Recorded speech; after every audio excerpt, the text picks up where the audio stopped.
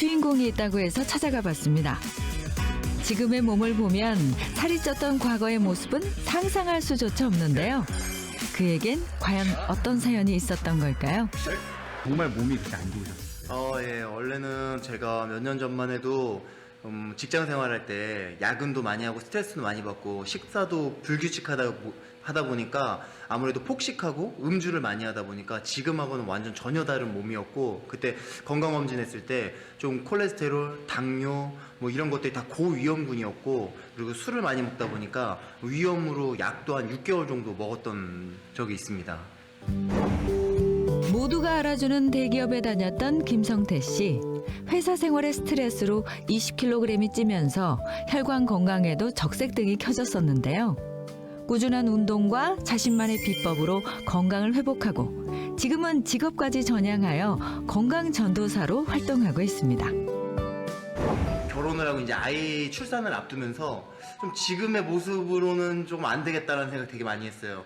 그리고 이제 외형적으로 봤을 때도 자꾸 뭔가 조금 안 좋은 모습으로 변해가는 게 좀 너무 안 좋았고, 그걸 어떻게든 좀 극복해보자라는 생각을 했고, 그게 이제 운동이 시작이었던 것 같아요. 운동만큼 그가 중요하게 생각하는 게 또 있는데요. 오랫동안 그의 변화를 지켜봤던 지인의 증언이 이어졌습니다.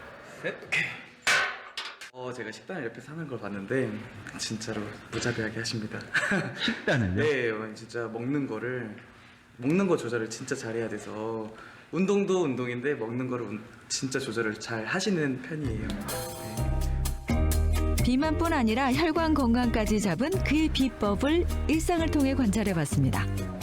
저 이제 운동 끝났으면 집에 가시는 건가요? 네. 근데 아까도 들으셨지만 제가 사실 운동보다 더 신경 쓰는 게 식단이거든요. 그래서 제가 먹을 식재료들은 대부분 직접 구입하는 편이에요. 그래서 그거 사러 지금 가는 길입니다. 그가 깐깐하게 고르는 식자재에는 어떤 것들이 있을까요? 선생님 안녕하세요. 저 기름 좀 주세요. 네, 좀 기다리세요. 냉장고에서 드릴게. 거에 있으니까. 말하지 않아도 그가 원하는 기름을 알아서 꺼내주는 사장님. 그런데 밖에도 참기름, 들기름 등 기름들이 참 많은데요. 성태 씨의 기름은 왜 냉장고에서 꺼낸 걸까요? 그거는 일반 들기름, 참기름이고요. 요거는 산패가 금방 되니까 냉장고에 보관합니다. 요건 좀 다른 기름이에요? 그거는 생들기름입니다. 생들기름이요? 네네. 일반 들기름과 달리 노란 빛을 띠는 생들기름. 일반 들기름 같은 경우는 고온으로 볶다 보니까 벤조피렌이라는 발암 물질이 좀 생긴다고 하더라고요. 그래서 조금 낮은 온도로 볶은 생들기름을 사서 먹으면 아무래도 건강에 좋지 않을까 해서 생들기름을 먹고 있습니다. 유통기한이 짧은 들기름은 용량이 적은 것으로 구입하는 것이 좋습니다. 견과류를 고를 때도 성태 씨만의 기준이 있는데요.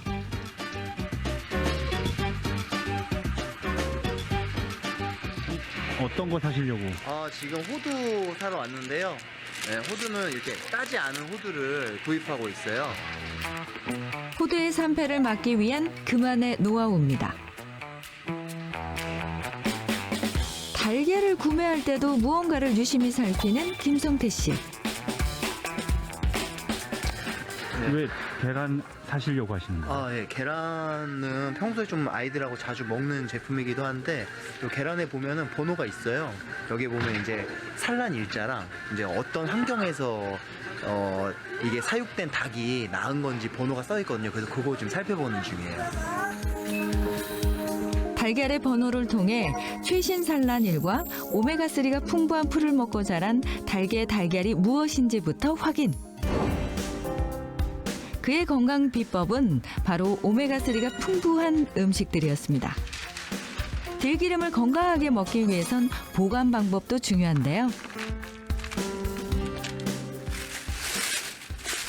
기름 같은 경우는 공기와 접촉하면 산패가 빠르기 때문에 최대한 빛을 차단해서 보관을 하려고 이렇게 신문지를 싸고 한 번 더 조금 빛을 차단해서 냉장 보관하려고 이렇게 하고 있습니다.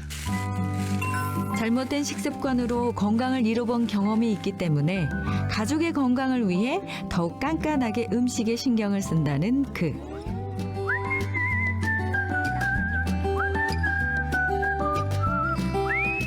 그렇다면 그렇다면 비만과 혈관 건강을 동시에 잡은 그의 식탁을 들여다볼까요? 그의 식단에 빠지지 않는 녹황색 채소와 호두. 호두를 까는 그의 모습이 매우 능숙해 보입니다. 드실 때마다 직접 가서 드시는 거예요? 좀 번거로울 수는 있는데 뭐 건강을 생각하면 요거 정도는 그렇게 번거로운 일은 아니라고 생각하거든요. 그래서 그때그때 이렇게 까 먹습니다. 사실 이렇게 오메가3를 챙겨 먹는 이유가 있습니다. 제가 아무래도 좀 몸을 관리하다 보니까 이런 식단을 거의 매일 먹고 있는데요. 아무래도 소고기나 닭고기 그 섭취량이 늘어나다 보니까 오메가6 섭취량도 같이 늘어나게 되거든요. 그런데 뭐 일반적으로 풀 먹고 자란 소나 뭐 소 같은 걸 먹으면 오메가6의 함량이 낮다고는 하지만 일반적인 소비자들이 오메가6 함량이 낮은 소고기를 찾기가 쉽지 않거든요. 그리고 가격적인 부분도 만만치가 않아요. 그래서 오히려 그런 부분보다는 오메가3가 많은 식품의 섭취를 통해서 그 균형을 맞추려고 노력하고 있어요. 지방산의 균형을 맞추는 가장 좋은 방법은 오메가6의 과잉 섭취를 줄이는 것이고요. 1대 10. 오메가6와의 비율에 맞게 오메가3를 보충해 주는 것은 그 다음의 일입니다. 깐깐한 아빠 덕에 음식의 건강한 맛을 즐기게 된 6살 딸 지우. 맛있지? 이거 호두 지금 사온 거야. 그걸 지금 사서 깐 거야. 되게 고소해. 지우야, 먹어봐. 아까 거보다 더 고소할걸? 어때? 해보야? 한때 고콜레스테롤과 높은 당 수치로 혈관 건강에 적색등이 켜졌었던 김성태 씨.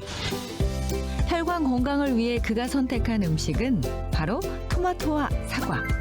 토마토는 리코펜 성분이 풍부하고 사과는 폴리페놀 성분이 풍부하여 혈관 건강에 좋은 음식입니다. 여기에 그만의 특별한 비법이 더 들어가는데요. 그가 넣은 붉은색 액체의 정체는? 이거는 붉은 오메가3인데요. 이제 일반적인 오메가3보다 흡수율이 더 높다 그래서 이렇게 과일 주스 마실 때 넣어서 먹고 있어요. 불포화 지방산인 붉은 오메가3는 토마토와 같은 지용성 비타민의 흡수율도 높여줍니다. 뿐만 아니라 몸속 중성지방과 콜레스테롤을 감소시켜 혈관 건강뿐 아니라 비만과 대사증후군을 예방하는 데 도움을 준다는 연구 결과도 있습니다.